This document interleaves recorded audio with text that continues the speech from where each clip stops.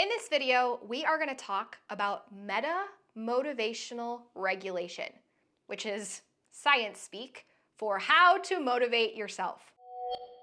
If you haven't met me, hi, my name is Karin Nordin, technically Dr. Karin Nordin, and I have a PhD in a field that specializes in health behavior. So motivation is something that I'm deeply familiar with, and I'm on a mission to bring the real science of self-help to you, which is exactly what I'm gonna do in this video.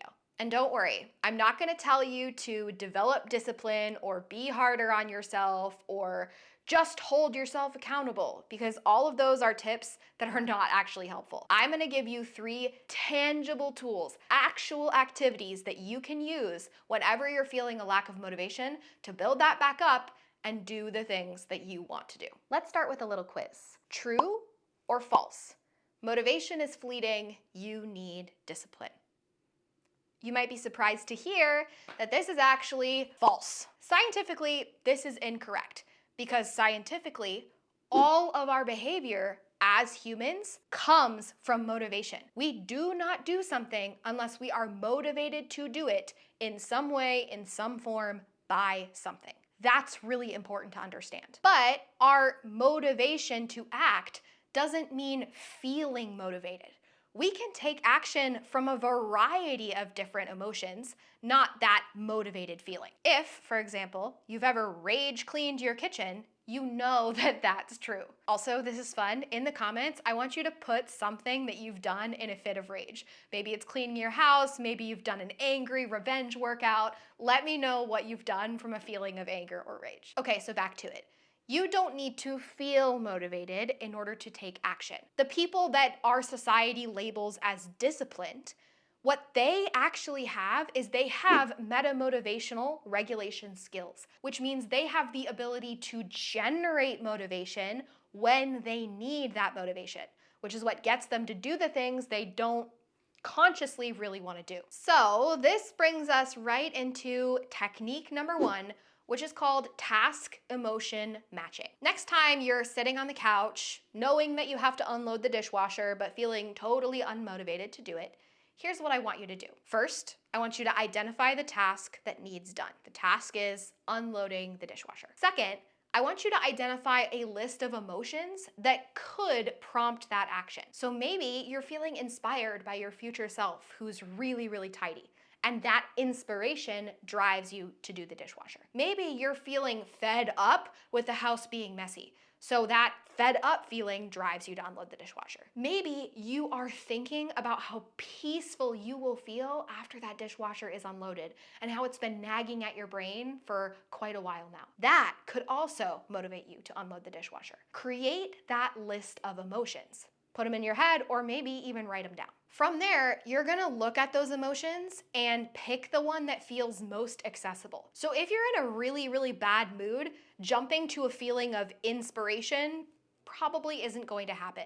But you could maybe tap into that fed up feeling, or maybe you're really, really seeking that peace feeling and so you want to tap into that. Pick the emotion that is going to feel closest to where you are at now, and do your best to feel that emotion with your whole body. What this is going to do is it's going to elevate your level of motivation and get you to start taking that task on. That brings us to tip number 2 or technique number 2, which is the tiny task method. Oftentimes when we're unmotivated, it's because the thing that we need to do is really big or really scary. For example, one of the things I've heard from my clients that's really scary is the process of editing your resume. You feel totally unmotivated to do it. Metaphor time.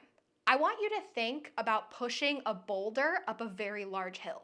It would take a lot of effort, right? But if you were to push a tiny rock up that same hill, it wouldn't take as much effort. This is exactly the relationship between motivation and the task that you're about to do. One of the easiest ways to motivate yourself is to break that task down into tiny, tiny, tiny steps. Going back to the dishwasher example, if unloading the dishwasher feels like a massive task in that moment, what you can do is just work on motivating yourself to get up. Maybe that looks like telling yourself, I'm gonna stand up and refill my water bottle. What you're gonna be doing when you stand up and refill your water bottle is getting momentum. And then once you're up and you're walking, it's gonna be much easier to motivate yourself to just go look in the dishwasher. And then from there, you can say, oh, I'm just gonna do the bottom load of the dishwasher. And poof, eventually, you've unloaded the whole thing. Technique number 3 is a quick one, and that is to tap into the reasons why the task you want to do relates or embodies your value. For example, let's say you really, really, really value peace in your relationship. And let's say when the house is tidy, you and your partner tend to be much, much better friends. If that's the situation, maybe you can tap into that value in order to motivate you to unload the dishwasher. And if you're telling me, Karin, how am I supposed to know what my core values are that I'm embodying on a daily basis? If that's the case, you need to check out my completely free Future Self Mapping mini course. What this does is it guides you through the process of establishing your core 4 values and gets you a clear plan for moving from your current 1.0 self into the person that you actually want to be. Now, the last thing I'll say is that motivation regulation is a skill.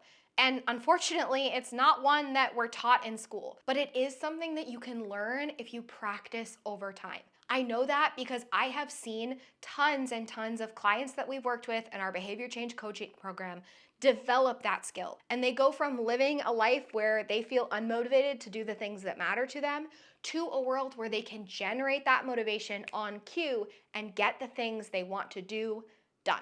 If you haven't yet, hit that subscribe button before you go, and make sure that if you're having trouble breaking down your goals, you also check out this video, which is all about exactly that process.